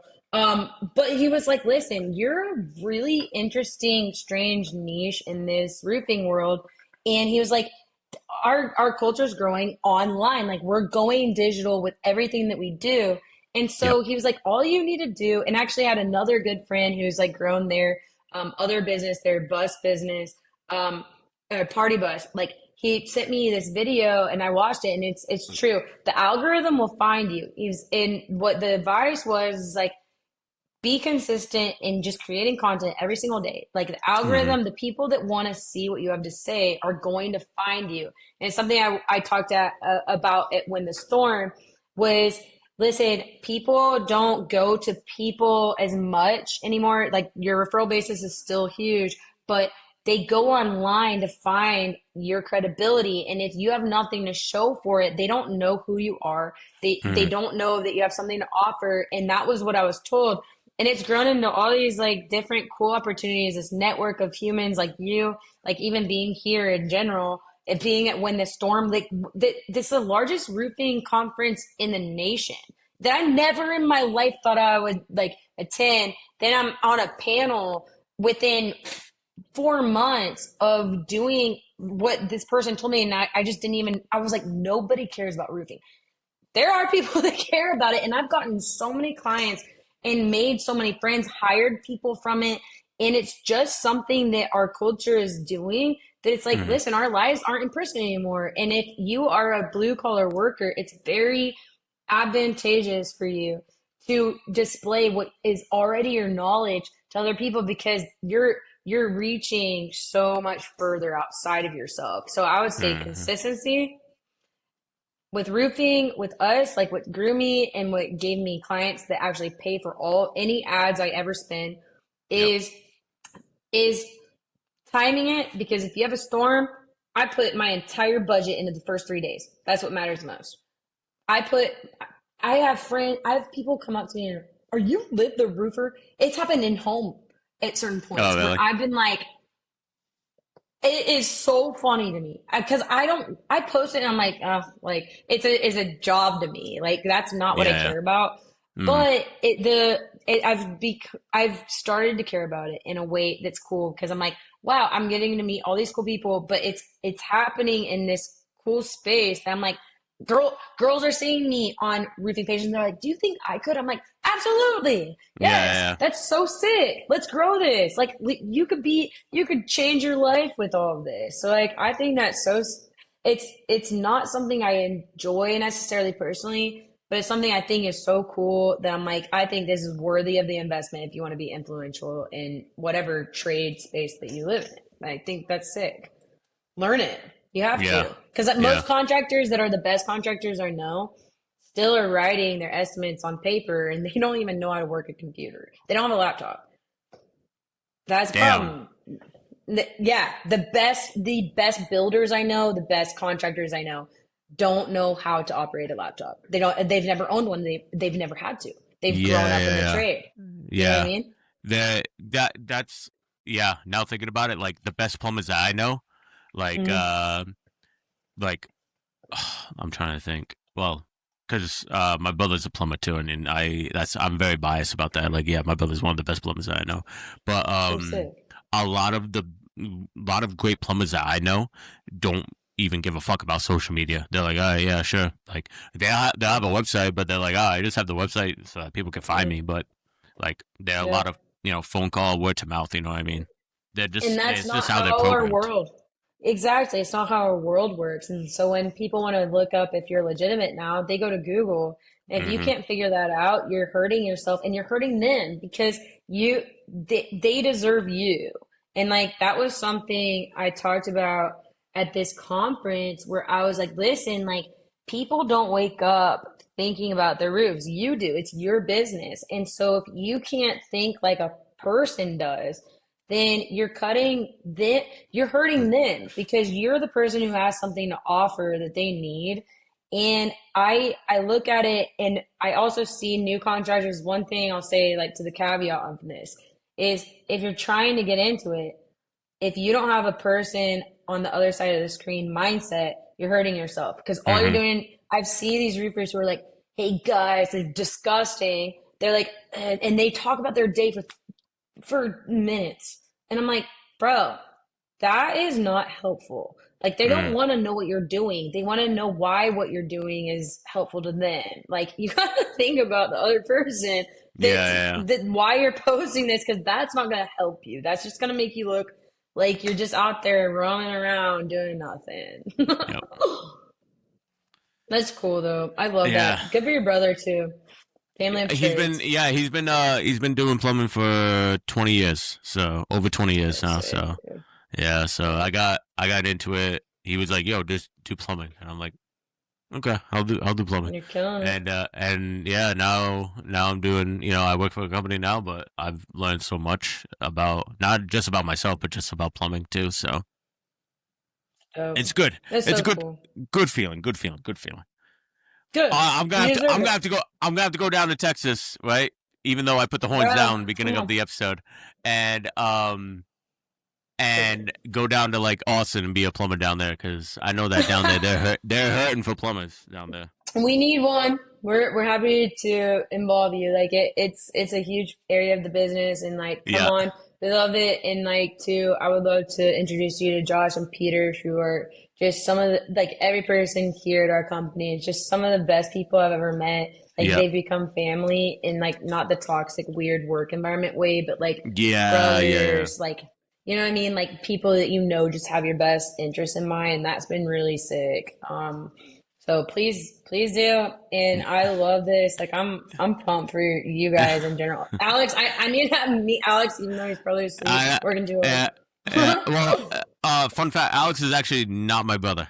Alex is not my brother. Well, we have the no, same. I knew that. I actually knew okay. that. I didn't know if you knew that. I'm like, all right. I just want because we have the same. Me and Alex have the same last name, so everyone always gets us confused. Like, oh, you got brothers? And like, no, I got it from close. the sense from how you talked about Alex in comparison to your brother. I did get the sense that you guys weren't brothers, only because yeah. you were like, sick, like he's fine, like not to be here, but your brother, I could tell there's a twinkle in the eye. That's a sibling relationship. Yeah, I get it. I'm one of 9, bro. Damn, 9. Holy fuck. Holy 9 kids. fuck. Damn. I die for my day ones. My family's everything to me. So like I can tell when you're talking about a sibling or not. So, Liv, we're kind of like, at the tail end of this episode. And first of all, I want to thank you for your fucking time. You're an absolute dog.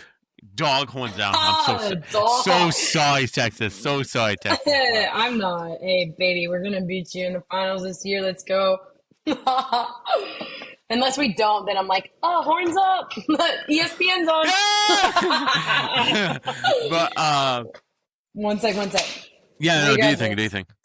I'm just putting this in power because we almost got disconnected, bro. All right. Yes, but tail end, what's up? All right, so there's a portion. We kind of do this as our last portion. It's 10. It's a lightning round question. 10 questions, random, absolute fucking random. So let's get into it. All right. And again, I didn't make these questions. ChatGPT did, so. Let's go. I love that place. Yeah. All right. That person. That I love that thing. I'm like, that's my best friend. They know. They do know. All right. Let's do this. Let's see. I have two. I have two going. That's why. So, if you could live in any TV show for a week, which one would it be? Squid Games, I was actually cast for it. I decided not to go at the very end of the round. I was in the 1% that made it to the actual finalists, and then I think they didn't take me because I was like, I just don't need any money, and they're like desperate for people that need money. So Squid Games. Oh no shit. Fucking sure. Let's go. All right. Let's compete about it. That's good. Let's see. What's the one thing you've done that would make people totally surprised? I am the prior captain of my golf team. I went from 145 down into the 70s in 4 months. Bro, what? I'm a golfer, girl. That's some like PGA shit, bro. I mean, I'm about to go golf after this. It's like a weird gift, and I decided that I didn't want to play D1 because I just love the sport too much. Respect. I'm a big golfer too. I'm shooting 150. You know what I mean? I'm not the greatest. My drive fucking solid. It always is. Men have the greatest drives, but I don't know. I just had a weird gift for it, and I actually got into golf my junior year to get out of volleyball because my coach was trash. So that's why I fell into it. There you go. Hell yeah. I love that. That's fucking awesome. All right, let's see. If you had to eat one snack forever, what is it? One snack. Popcorn. What kind of popcorn, though? Are we talking like movie theater popcorn? Like what kind of popcorn? No, I create it. I make it. Oh, okay. All right, share the recipe for the chat. Olive oil, kettle corn, and it's Orville's, and you do it with olive oil and then light salt, and it's in a little bit too much olive oil. Fire, bro! It's so fire. Like that's it. It's so good. Just olive oil and salt, and not too much salt. Not too much salt. You do that like little salt-based shit, Yeah, bro. Like a little bit of chef's kiss. Yeah. Yeah, you're good. Love that. All right, let's see. Yes. I'm not gonna lie to you. These are the fucking dumbest, randomest questions that this thing's made so far. But whatever. Tell me about them. I love those questions. Would you rather have the ability to teleport anywhere or be able to read minds for a day? Teleport. Reading minds seems very overwhelming. We're kind of a sad generation, so I don't want to hear your thoughts. Teleportation, though, I could go to the top of a pyramid and be the sickest person on the planet, I could go into a bank, babe, grab off the money, let's go, and nobody could prove it. If we're operating with the fact or the assumption that nobody knows that I can do that, I'm rich, I'm cool, and I can go anywhere I want for sure. Going on an island right now, transported. What's the weirdest food combo that you secretly love? As long as you don't share this, well, no, we have to share it. But the only place you can find this is on this podcast, so this is exclusive. Listen, oh damn! This is not my grandma that I talked to you about. So sick. Most weird sandwich on the planet. Like, we call it special sandwich. It was passed down from her grandmother to me. I'm the only kid in her entire grandchildren that loves it. It's so weird. And I used to work in her garden every day. She's like my closest friend. Yeah. It's so weird. Rye bread. And and she didn't actually, it's so weird that she didn't tell me what it was until I tried it. Rye bread, toasted with mayonnaise. Okay. Banana. And liverwurst. Liverwurst? Nope. Don't knock it till you try. It sounds disgusting, and it is bizarrely. You have to premium all of that ingredients. You can't just go to Walmart and be like, "Mom, let's try it." No, Whole Foods, like best grocery store, rye bread, toasted, mayonnaise, banana, liverwurst. And try it and tell me you don't fucking love it. It's amazing. I'll record it. I'll record a video just for you and be like, all right, Liv told me to fucking try this. Try it, and I'm telling you, it's called special sandwich. And when we say we're making special sandwich, it's special. It's very special. I'm not gonna tell you that. It's so good. Oh man! All right, let's see. Is that weird? I'm like, liverwurst. Like you had me everywhere else. Like mayonnaise, banana. I'm like, I'm telling you, dude. If I knew what it was, I would have hated it. Trademark it. Fucking patent it, please. I will. Let's see. If you wear what? Okay. If you can wear one color for the rest of your life, what color is that? Mine's black. Yeah, black. Yeah, that's black. Yeah, I like best in black. I'm a psycho about black. I love that every question that you're asking me, I'm not coming off as like, I don't know. I'm like, I know exactly. Next. Immediately. Next. I'm like, give me the next question. I'm down for it, bro. Let's see. If you had a theme song every time you walked into a homeowner's house, what would it be? Oh, shoot. Okay, that's the first one that I'm having you know what? It's, I don't know what you heard about me. You can't get $1 out of me. Yeah. G-Unit, bro. Let's go. That's Pimp by 50 Cent. P-I-M-P. Yeah. And it gets me hyped every time. If I want to walk in, I'm like, let's go. And then I make them feel like one too. So I'm like, it's Pimp. Let's go. Awesome. If you had to pick a fictional character to be a roommate, who would it be? A roommate. Oh my God, I had horrible roommates. One of them was obsessed with Disney, and she was a psychopath, and she didn't wash her feet. It was really weird. Let's see. Roommate? I want Cinderella. She's doing laundry, bro. She's clean and she's hot. Let's go. That's who I would take. That's it. I want some Cinderella. And eventually she's going to leave because she's going to find her Prince Charming. I'm like, find him. And then I'm by myself. Cinderella. Oh, man. All right. We'll do a couple more. You have to pick a nickname for yourself. What's it going to be? Do you have a nickname? Yeah. I do, and actually my dad calls me it, and it's Bib, and it's because since I was a kid, I spill shit on my stuff. So if you're I'm a spiller, it's Bib, babe.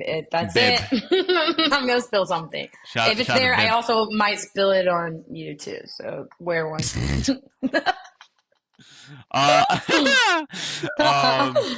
What's the weirdest thing you ever carried in your pockets? Weirdest thing I ever carried in my pockets. Oh shoot. I always carry around a fanny pack because I lose everything. I saw would that. say- I was like, yo, why just go with a fanny pack? But I'm like, I don't judge.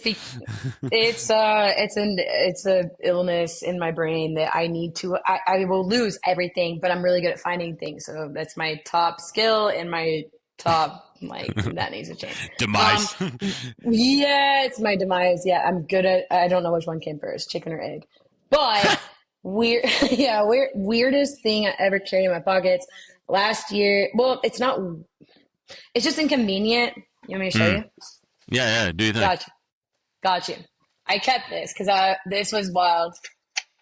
This actually was the smartest thing I've ever done. When you go to ACL, here's your trick and tip of the trade. Listen, these things have little toppers, and you can put alcohol in here. The problem was my shorts were a little short, and the alcohol, we had 14 of them in our pockets. So they looked like potions. They weren't. It was just vodka, and it was spilling all over the place. And so that's the weirdest thing I have put in my. It was the most uncomfortable, awful experience. It's also it's alcohol. Did not feel great around that area, and it was just like this. It was smart, but also weird, and it looked very odd if you were walking next to me at ACL. But also, I just saved at least $200, so you're the weird one. Thanks. That's not bad. That's not a bad thing to have in your pocket, if you ask me. It's really not. Test tube vodka? Fuck yeah. Yeah, it was.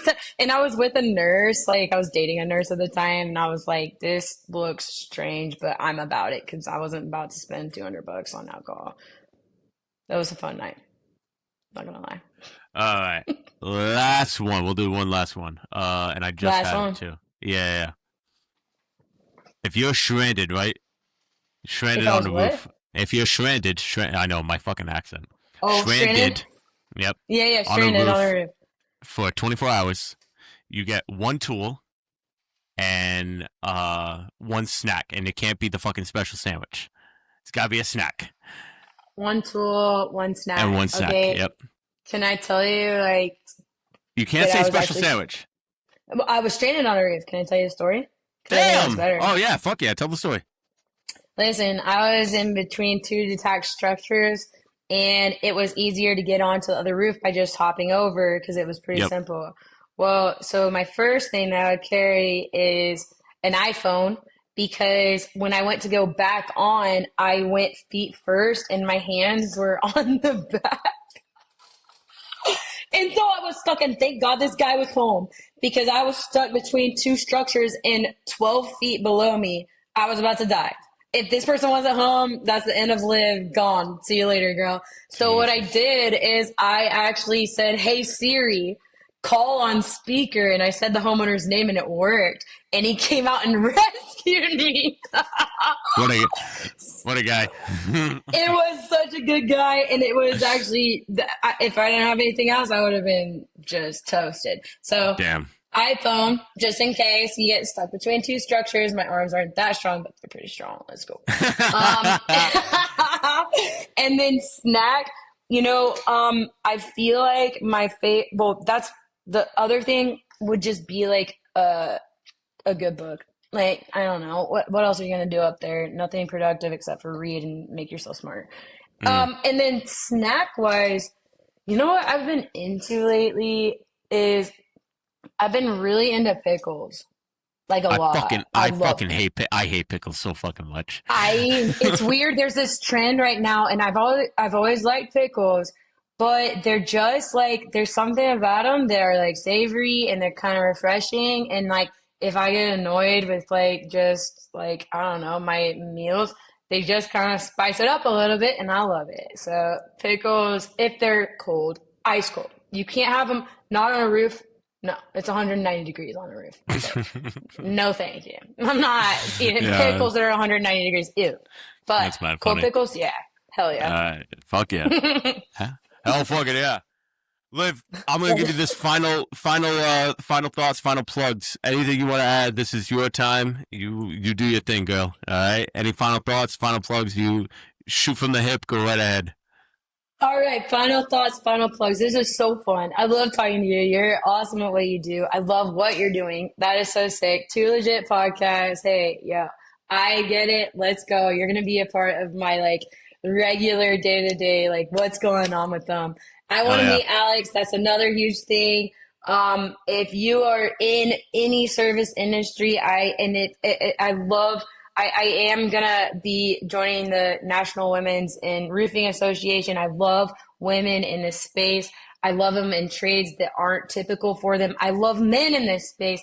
And all I care about is being the good person that you can be and being who you are. So like if you're a sick person who's never explored it, reach out to me. Reach out to our Too Legit, because I think that's such a sick name too.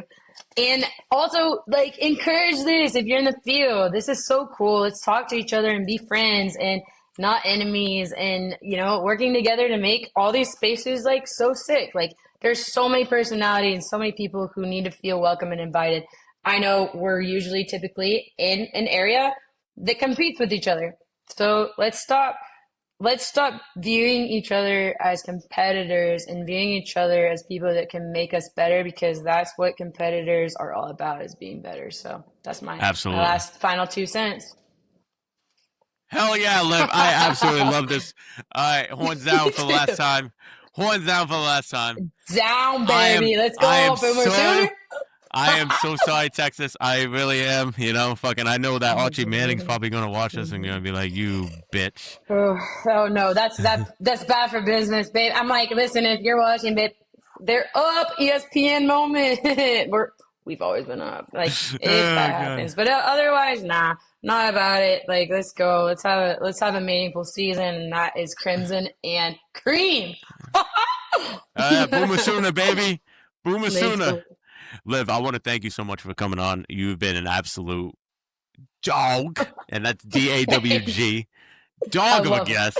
I always tell this to our remote guests. I'm like, part 2, we're gonna have to come down to you. That's it, and that's always been one of my biggest goals. I'm counting on it. You know, I'll be counting on. Hopefully I'll be in Texas sometime in the near future. Who fuck knows? But please do. We'll host you, dude. It's Southern hospitality. Let's go. Bring your wife. We're gonna have a time if you can handle it. Fuck yeah. Hey, I'm down. I may be old, but I'm down. Me too.